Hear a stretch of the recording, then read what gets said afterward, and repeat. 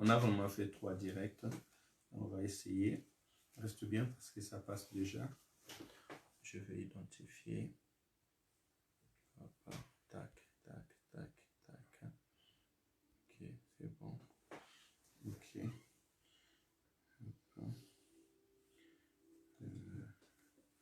Ça marche.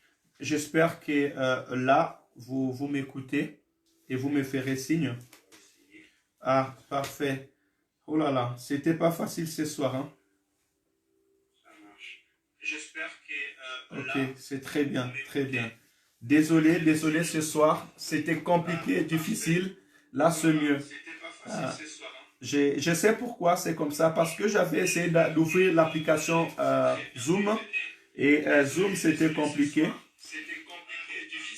Ok, ça marche. Bon, là, j'arrive à m'écouter. Donc, je pense que tout ce que nous avons lu ce soir, c'était un peu compliqué. Alors, on va essayer de résumer. Excusez-nous, nos enfants. Je suis franchement désolé par rapport à ce qui s'est passé tout à l'heure. On va essayer de rattraper les temps. Hein, je vais essayer de rattraper les temps. Et ce que je vais faire, c'est que Kevin va relire là où il avait lu tout à l'heure. Et directement, dès que Kevin est fini, John est fini et je fais la conclusion parce que l'heure est franchement avancée. Et je réitère encore mes excuses pour tous les parents et surtout les enfants parce que c'était un peu compliqué. Donc, nous allons lire deux livres ce soir et des histoires. Une histoire qui nous permet de tirer une remarque et l'autre histoire qui nous permettra de tirer la réponse. Et au départ, j'avais dit une chose. J'avais reçu vos retours pour la prière qu'on a fait avec les enfants. Dieu merci, c'était positif. Et en posant aussi les enfants la question, les enfants aussi m'ont fait remarquer quelque chose et qu'ils étaient là, mais ils disaient rien. C'était comme s'ils étaient des spectateurs. C'est pour ça que j'avais proposé Zoom pour qu'on puisse avoir cette interréaction. Et si vous avez des questions ou si les enfants ont des questions, ils pourront poser. Mais maintenant, je vais leur laisser lire. Quand il lit, il finit, il donne la conclusion comme ça. On essaie de voir comment est-ce qu'il reçoit, comment est-ce qu'il pense. On fait lire aussi, Kevin, l'autre verset. On reçoit sa pensée. Et avec des questions, on essaie de trouver une réponse pour notre soirée, hein, pour aujourd'hui. Donc, Kevin va lire Daniel chapitre 1. Hein, j'avais demandé qu'on lise Daniel chapitre 1. Shalom, John et Kevin, on vous salue. Hein? Kevin va lire Daniel chapitre 1, du verset 7 au verset 15. Tu dis Kevin en haute voix pour qu'on t'écoute. Tiens, on ne te voit pas. Mets-toi bien pour qu'on puisse te voir. Vas-y, tu lis. Le chef du personnel leur donne de nouveaux noms. Daniel reçoit le nom de Beltassar. Anania, celui de Shadrach. Michaël reçoit le nom de Meshach. Et Azaria reçoit celui de Abednego. Daniel est bien décidé à ne pas devenir impur en mangeant la nourriture du roi et en buvant son vin. Alors il demande au chef du personnel de ne pas l'obliger à devenir impur. Dieu permet que le chef du personnel accepte la demande avec bonté et compréhension. Mais j'en point à Daniel. C'est le roi lui-même qui a décidé ce que vous devez manger et boire. Toi et tes amis, j'ai peur d'une chose. Vous n'aurez peut-être pas aussi bonne mine que les autres jeunes de votre âge. Si le roi voit cela, je risque d'être tué à cause de vous. Le chef du personnel a demandé à un serviteur de s'occuper de Daniel, Anania, Michaël et Azaria. Daniel dit à cet homme, s'il te plaît, fais un essai avec nous pendant 10 jours. Donne-nous seulement des légumes à manger et de l'eau à boire. Ensuite, tu pourras comparer notre mine à la mine des jeunes gens qui mangent comme le roi. À ce moment-là, tu agiras envers nous suivant ce que tu constateras. Le serviteur accepte cette demande et il fait un essai avec Daniel et ses amis pendant 10 jours. C'est bon. Là, Kevin vient de lire Daniel chapitre 1 du verset 7 au verset 15. Est-ce que tu peux nous expliquer ce que tu as lu? Parle un peu fort parce que tu parles avec d'autres personnes aussi. Le roi, il a dit que Daniel et ses amis devaient manger comme lui. Ouais, Daniel et les amis devaient manger comme lui. Mais Daniel, il voulait pas parce que la nourriture là, elle était impure. La nourriture était impure, oui. Puis il a dit aux serviteurs de leur donner des légumes et de l'eau pour voir. Et le serviteur, il avait peur qu'il ne soit pas en aussi bonne forme que ceux qui mangent comme le roi. Ok. Donc Daniel, il a dit fais un essai pendant 10 jours et on va voir comment on sera, comment ils seront. Ok. Et pour toi, pourquoi Daniel a refusé? Parce que la nourriture, elle était impure. Parce que la nourriture était impure. Comment lui, il a su que la nourriture est impure? Je sais pas. Okay. Et c'est toi, pour toi, une nourriture impure? Si vous avez des réponses chez les enfants, les filles, vous pouvez nous signaler. Hein? Et désolé pour nos jumelles. J'espère que prochainement, on pourra arranger cela. Hein? Parce que j'avais mis les zooms un moment, personne ne s'est connecté. Et j'essaierai prochainement. On va essayer de faire ce soir ensemble comme ça. Et puis, nous verrons prochainement. Donc là, dans le premier livre, nous avons lu l'histoire de Daniel. Daniel qui était des enfants de la tribu de Juda, qui ont été pris en déportation à Babylone.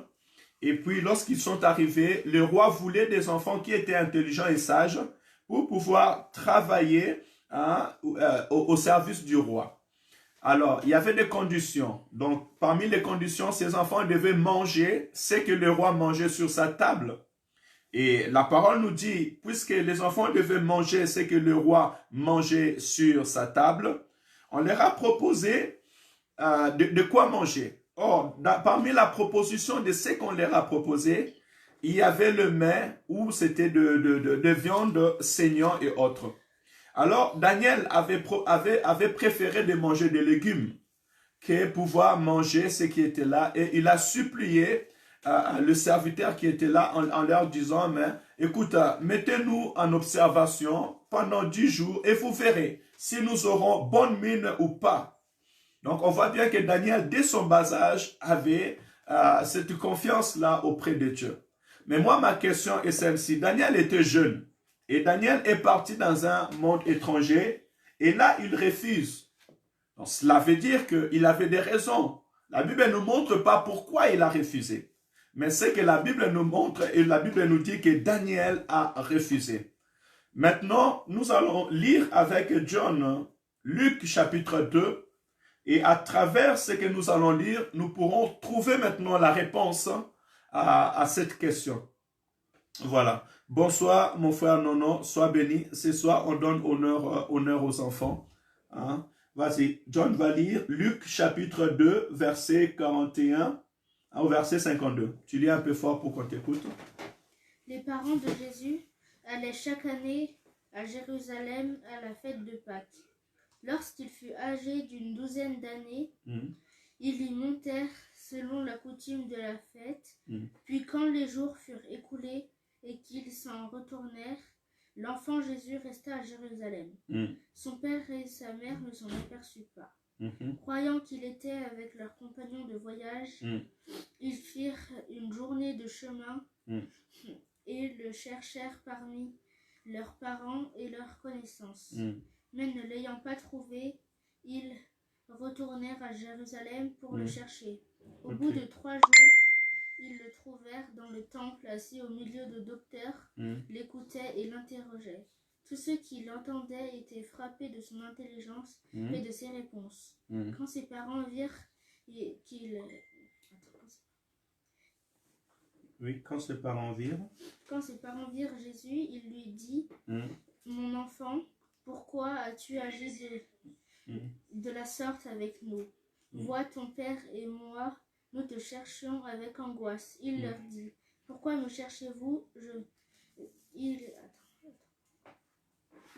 Pourquoi me cherchez-vous? Il faut que je m'occupe des affaires de mon père. Mais personne ne comprit ce qu'il disait. Voilà. Là, John vient de lire, c'est Jean Junior, hein, John Junior. Il vient de lire Luc chapitre 2, verset 41 à verset 50. Et l'objectif de ce verset, c'est pouvoir voir pourquoi Daniel avait cette attitude de jeune lorsqu'il était dans une terre étrangère. Maintenant, John, qu'est-ce que tu as compris? Tu peux me donner un résumé, ce que tu as compris là? Bah, Parle un peu fort, tu parles avec ce son-là. c'était la fête de Pâques. Oui, c'était la fête de Pâques. Ils étaient partis à Jérusalem avec leurs parents. Jésus, il était allé dans un temple pour prier, mais ses parents ne l'avaient pas vu. Alors ils sont partis à sa recherche, mais ils ne l'ont pas retrouvé. Et c'est au bout de 3 jours qu'ils l'ont retrouvé dans le temple avec des docteurs qui lui posaient des questions. Les parents, ils étaient énervés contre Jésus parce que ça faisait 3 jours qu'ils ne les avaient pas retrouvés. Et Jésus, lui, bah, il ne comprenait pas trop pourquoi ils étaient énervés parce qu'ils priaient juste. Ok. Et ça t'apprend, qu'est-ce que ça t'apprend dans l'histoire? Bah, qu'il faut constamment prier. Et par rapport aux parents, quelle attitude avaient les parents? Bah, ils avaient peur que Jésus se soit perdu ou qu'il se soit fait kidnapper. Ok. Voilà. Là, nous venons de lire Luc chapitre 2. C'est très important, c'est ce que nous sommes en train de dire, même pendant quelques minutes, mais elle nous apprend tous. Elle apprend aux enfants de savoir refuser ce que le monde peut leur proposer. Parce qu'aujourd'hui, nos enfants, on peut leur proposer des choses sur la rue. Aujourd'hui, nos enfants, on peut leur proposer des vies à l'école. Ou cette génération aujourd'hui peut chercher à proposer à nos enfants des choses, même les grands, des adultes. Le monde peut te proposer plusieurs choses, mais nous étant enfants de Dieu, premièrement, nous ne pouvons pas tout accepter. Or, pour pouvoir savoir faire un choix, il faut avoir la connaissance. Ce que j'ai aimé dans Luc chapitre 2, d'ailleurs j'apprécie beaucoup la vie des parents de Jésus quand il était sur la terre. On me montre déjà au verset 41 et que les parents de Jésus allaient chaque année à Jérusalem à la fête de la Pâque. Chaque année, ils montaient à Jérusalem à la fête de la Pâque. La Bible dit bien chaque année. Cela veut dire que depuis que Christ était jeune, et jusqu'à ce qu'il a grandi, mais on voit même que quand il était né, dès le premier jour, 8e jour, on lui a fait amener. Après, lorsqu'ils sont partis en Égypte, ils sont revenus. En tout moment, ils respectaient ce qui était écrit. Joseph et Marie respectaient l'écriture, mais respectaient le principe. Et là, ils sont montés avec Jésus, comme John vient de le dire, le jour de Pâques. Donc, déjà, les parents faisaient leur responsabilité. Ce qui était de respecter tout ce que l'écriture avait dit. Et ils ne les respectaient pas seuls, mais ils faisaient participer aux enfants aussi cette fête. Parce que la Pâque était une grande fête et tout le monde montait pour aller fêter. Et quelque chose qui est remarquable, pas louable, parce que je dis pas louable parce que un moment, les parents partaient et ils ont laissé l'enfant. Ici, ça sera une alerte générale, alerte enfant qui est perdu. Mais dans les vrais, et que tellement l'ambiance ils étaient, parce que comme toute la ville montait, toute la famille montait, ils pouvaient se dire, mais l'enfant est avec le cousin, l'enfant est avec l'oncle, ou bien l'enfant est avec l'un des membres de la famille. Mais lorsqu'ils avançaient, ils se sont rendus compte que l'enfant n'était pas avec eux. Et là, ils ont commencé à faire des recherches et ils sont retournés pour aller voir jusqu'où Jésus-Christ était. Mais ce que j'ai remarqué, et là où c'est très important, moi j'ai noté, c'est au verset 46. Regardez ce que la Bible nous dit au verset 46. La Bible nous dit ceci. Au bout de 3 jours, ils les trouvèrent dans les temples, assis au milieu des docteurs, les écoutant et les interrogea. C'est là où le secret qui est caché. Et à travers ce secret, nous pouvons savoir pourquoi Daniel pouvait refuser. On voit ici et que Jésus-Christ, malgré que ses parents étaient partis, lui, il était resté. Et en restant, il était dans le temple et il parlait avec les anciens et les docteurs. Il les écoutait et posait des questions, les interrogeait. C'est pour cela que j'ai voulu aussi qu'ils connaissent cette petite ambiance entre les parents et les enfants, où les enfants peuvent nous écouter parler Et les enfants aussi peuvent nous questionner, nous poser des questions. C'est ainsi et c'est dans cette ambiance que nos enfants pourront avoir la connaissance de la parole de Dieu. Ici, nous voyons et que si le parent de Daniel, depuis son bas âge, parce que vu que déjà Daniel et ses amis venaient des familles nobles, j'ose croire que comme Joseph et Marie prenaient Jésus tous les années pour aller fêter la Pâque, et il s'est retrouvé dans le temple en train d'écouter les docteurs, parce que là on dit qu'il écoutait les docteurs. Ça veut dire que les gens qui maîtrisaient la parole de Dieu, ça peut être comme les pasteurs aujourd'hui dans les églises, les évangélistes et autres, puisqu'ils prenaient le temps de les écouter, alors en ce moment ils pouvaient les interroger. Parce que quand un enfant veut savoir, un enfant pose des questions. Et c'est très important. Et si je prends cette attitude que Jésus-Christ avait, parce que Daniel, lorsqu'ils sont partis, c'est entre les 14 ans et entre les 14 et 17 ans, on les a pris en déportation. Ils étaient vraiment jeunes. Mais déjà, à travers là, on voit déjà comment est-ce que les enfants étaient conduits. Les enfants n'étaient pas laissés à la maison et les parents partaient pour prier, non. Les enfants accompagnaient le parent pour aller prier. Et lorsque les enfants étaient là, on observe l'attitude d'un enfant. Quand un enfant est, par exemple, nos enfants qui sont là maintenant, ils sont en train de nous écouter. Il peut y avoir des questions qui sont dans leur esprit et on leur laissera nous poser des questions. Et c'est comme ça que nos enfants apprennent l'attitude. Et si nos enfants nous accompagnent, ils écoutent la parole, ils nous posent des questions et nous répondons, parce qu'aujourd'hui, même à la maison, je me rappelle encore, la dernière fois, nous avons, je parlais, j'ai soulevé un point sur la bête.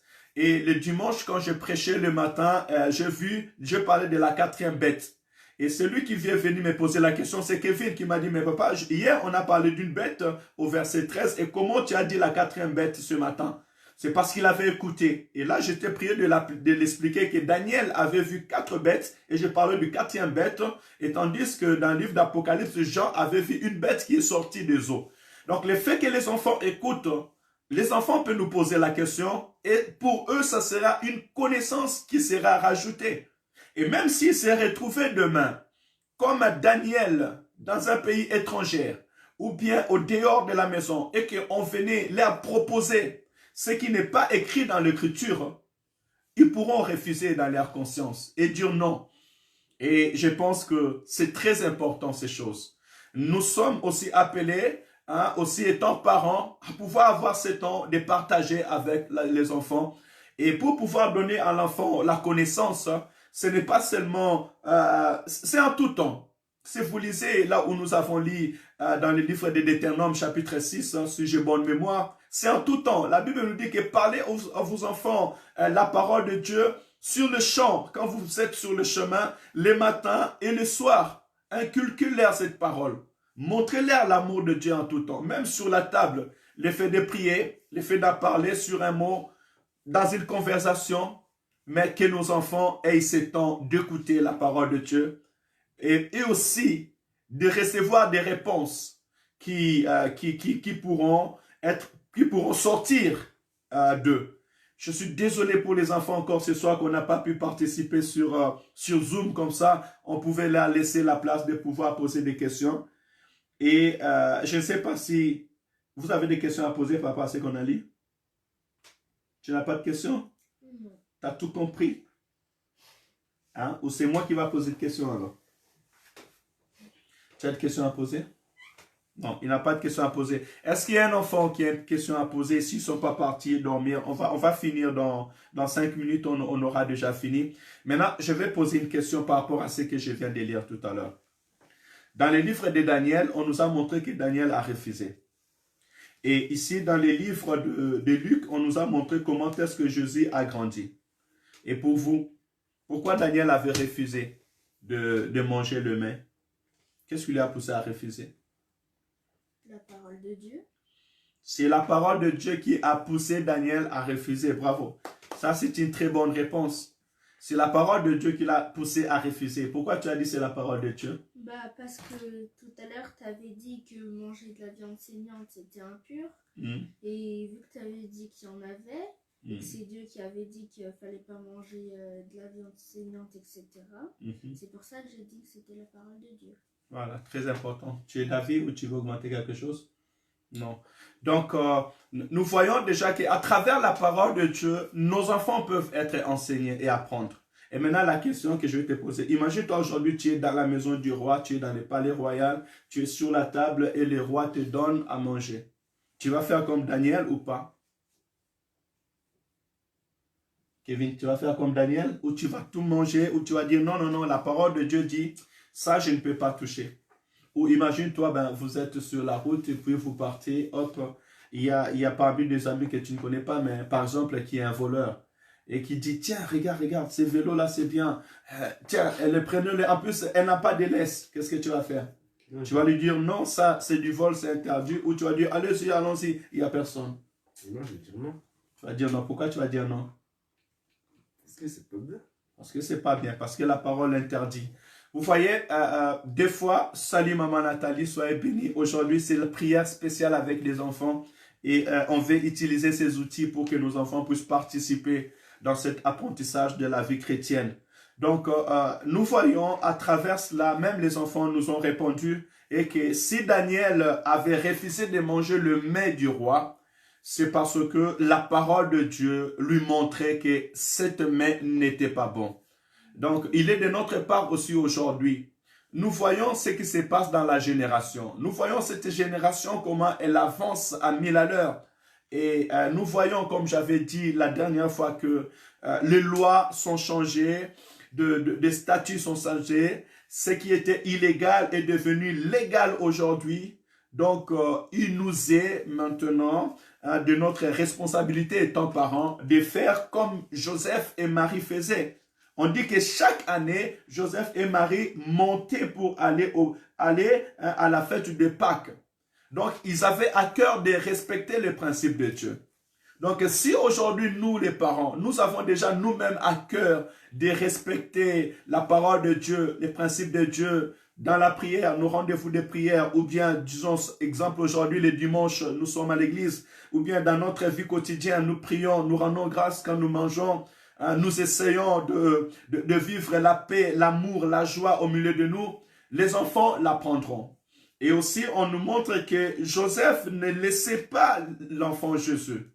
Ils associaient les enfants dans leur vie. Il est très important aussi, maman, papa, d'associer les enfants dans notre apprentissage de la vie chrétienne. Ils grandiront et ils ne vont pas s'en détourner. Et les enfants grandissent dans la connaissance en posant des questions. Mais regardez, à l'âge de 12 ans déjà, Jésus pouvait écouter et aussi poser des questions. Je comprends bien aujourd'hui pourquoi, lorsque il a eu 30 ans, et juste après être baptisé, il est parti dans 40 jours et 40 nuits dans le jeûne et prière. Et à son retour, il va entrer dans le temple, on va lui donner les rouleaux pour pouvoir lire. Parce que dans le temple, on ne donne pas les rouleaux à n'importe qui de lire. S'ils avaient donné à Jésus le rouleau pour lire, c'est qu'ils avaient remarqué quelque chose de spécial sur la vie de cet enfant. Parce que déjà, ils les avaient remarqués bien avant. Et moi, je pense que si nous comptons aussi, nous, étant que parents, enfants, serviteurs, servants de Dieu, et que nos enfants demain puissent se trouver dans le temple et avoir une place pour eux dans l'église, nous devons leur donner l'espace déjà depuis qu'ils sont enfants, dès leur enfance. Nous devons les encourager dans cette vie. Cela, ça sera très important. Et si je suis en train encore de voir l'écriture, je vois que de temps en temps, les seigneurs, la Bible dit quoi? La Bible dit que Jésus allait dans le temple. À tout moment, il était dans le temple. Mais il avait déjà grandi comme ça. Il avait, dès sa jeunesse, il avait grandi dans cela. Là, on nous a parlé de 12 ans. Et vous verrez qu'après 12 ans, on ne parle plus de Jésus jusqu'à 30 ans. Mais de 12 à 30 ans, tous les années, c'était monter, aller aux fêtes et revenir, se retrouver dans le temple. C'est comme ça que l'enfant a grandi. C'est comme ça que la connaissance aussi a augmenté. Mais là, je suis en train de parler de cet enfant Jésus, sans pour autant aller plus loin pour donner l'exemple à nos enfants aujourd'hui. Et j'aimerais que dans ces deux versets, Daniel chapitre Daniel chapitre 1, du verset 1er au verset 15, et Luc chapitre 2, de verset 41 au verset 50, en le mélangeant, que ça nous sert de leçon, que si nous voulons que le futur de nos enfants soit bon, si nous voulons que nos enfants obéissent à Dieu, craignent Dieu et s'éloignent du mal, c'est à notre rôle de leur enseigner, de leur accompagner, et demain, ils pourront dire non. C'est très important cela. Moi-même, j'ai vécu cela, et le fait que trop jeune, je grandis dans la parole de Dieu, dans cette ambiance, ma jeunesse, mon adolescence était un petit peu particulier. Je savais qui j'étais partout où je partais. J'avais toujours cette identité à moi. Et c'est très important aussi. Et nous aussi, nous pouvons faire pareil, et ça sera une bénédiction. Ok, nous ferons cela, ça sera très important. Je vais lire ce que Félicita a écrit. Nos filles ont entendu John prier et elles ont dit, oh là là, comment? Mais nous, on ne prie pas tout ça, les matins et les soirs, gloire à Dieu. Ouais, mais rassure les enfants, je vais tout doucement avec eux. Le matin, je ne les réveille pas forcément. Ils m'attendent prier, mais après quand ils se réveillent, je leur dis, avez-vous prié? Et ceux-là, ils me répondent s'ils ont prié ou pas. Mais l'essentiel, comme on est là pour encourager nos enfants, pour leur éveiller dans la prière. Et nous savons que petit à petit, on leur donne le goût de la prière. On leur enseigne cela durablement. Je ferai l'effort le jeudi prochain, Dieu voulant. Je pense que le vendredi soir, ça peut être mieux parce que dans la semaine, avec les retours scolaires, c'est un peu compliqué. Soit peut-être un mercredi, je verrai avec le groupe comment on pourra faire pour faire participer les enfants.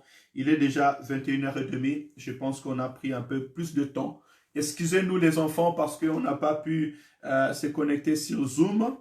Et jeudi prochain, je ferai mieux. Mais rassurez-vous, c'était déjà une application qui a été mise en place. On essaiera de faire mieux. Ça nous demande un peu plus des appareils aussi, mais on essaiera de faire mieux pour qu'on puisse avoir cette interaction avec nos enfants. Cela, ça sera une très bonne chose. Que le Seigneur, mon Dieu, vous bénisse abondamment. Que le Seigneur nous bénisse. Et oui, les papas, nous sommes grands. Merci. Et je remarque que Joseph Joseph a fait un grand rôle dans l'apprentissage et dans la vie de Jésus-Christ avant qu'il entre dans le ministère. Parce que Joseph craignait Dieu, Joseph obéissait à la loi de Dieu. Et d'ailleurs, Joseph a accepté déjà ce qui est arrivé à Marie. Parce que Marie était tombée enceinte avant qu'il se marie. Mais il a écouté Dieu, il a obéi. Il a écouté Dieu quand l'ange lui a dit, prends l'enfant, allez-y, vous cachez en Égypte. Il a écouté, il a fait. Et là aussi, on voit cet bel exemple que Joseph et Marie étaient unis pour obéir à la parole de Dieu et ainsi respecter la parole de Dieu. Donc, il est de notre rôle, nous les parents, d'être unis dans le principe biblique pour pouvoir accompagner nos enfants aussi dans cette harmonie dans la vie chrétienne. C'est par là que nous allons finir la soirée d'aujourd'hui. 2 versets à lire et à garder pour nos enfants. Luc, chapitre 2, verset 41-50. Et Daniel, chapitre 1er, verset 1 jusqu'à verset 15. Il n'y a que 15 versets pour comprendre cette belle histoire. Refusez ce que le monde peut vous proposer qui ne glorifie pas Dieu. Si quelqu'un te dit vole, tu dis non, chez nous on ne vole pas. Ment, chez nous on ne ment pas, c'est pas bon, je vais prier. Donc les enfants ont besoin de tout connaître cela. Ainsi ils seront prudents dans leur vue. Je vais prier pour les enfants. Est-ce qu'on peut fermer les yeux? Seigneur, merci pour ta grâce. Merci car tu as permis que nous parlons pendant 30 minutes. Cela n'a pas été facile vu les réseaux, mais je te dis merci parce que le message est passé. Nous te prions, Seigneur, de bénir nos enfants, de nous encourager étant parents, Seigneur, à pouvoir garder nos enfants selon ta pensée, selon ton amour, Seigneur, et que nous puissions associer nos enfants dans le respect à ta parole. Donne-nous, parents, la force de pouvoir respecter, Seigneur, tes rendez-vous, l'église le dimanche, la prière, et aussi d'associer les enfants dans cette démarche, afin qu'ils puissent grandir, Seigneur, dans cette atmosphère, au nom de Jésus. Seigneur, aide nos enfants aussi, après avoir appris qui puissent savoir dire non aux propositions de ce monde, à tout ce qui est contraire à la parole de Dieu. Aide nos enfants à connaître la parole de Dieu, afin qu'ils puissent ne pas se laisser tenter, séduire ou tromper dans les propositions du monde. Ça peut être, Seigneur, à l'école, ça peut être sur la rue ou parmi les amis. Nous te prions, Seigneur, de nous aider à mener nos enfants dans ce niveau. Papa, je prie de bénir tous les enfants, de leur donner la sagesse et l'intelligence, de bénir leurs études, Seigneur, de bénir, Père éternel, leur nuit, de visiter et de parler encore. Seigneur, bénis tous les parents, bénis toutes les maisons, Seigneur, qui prennent leur temps pour prier, Seigneur, et écouter ta voix. Au nom de Jésus-Christ, que nous puissions faire de bons rêves et que les anges de Dieu puissent nous parler encore durant cette nuit. Je bénis nos maisons respectives dans le nom de Jésus. Bonne nuit à tous. Amen, amen, amen. Bonne nuit, soyez bénis et que le Seigneur nous fasse grâce. Rendez-vous à 7 heures pour les grands, pour les parents qui seront réveillés. Pour les enfants, ceux qui sont réveillés, on ne va pas les empêcher parce que c'est l'apprentissage. Et nous essaierons de continuer comme ça. Nous allons libérer un espace pour les enfants et je pense que cela va leur faire du bien. Que le Seigneur vous bénisse abondamment. Shalom, shalom et bonne nuit.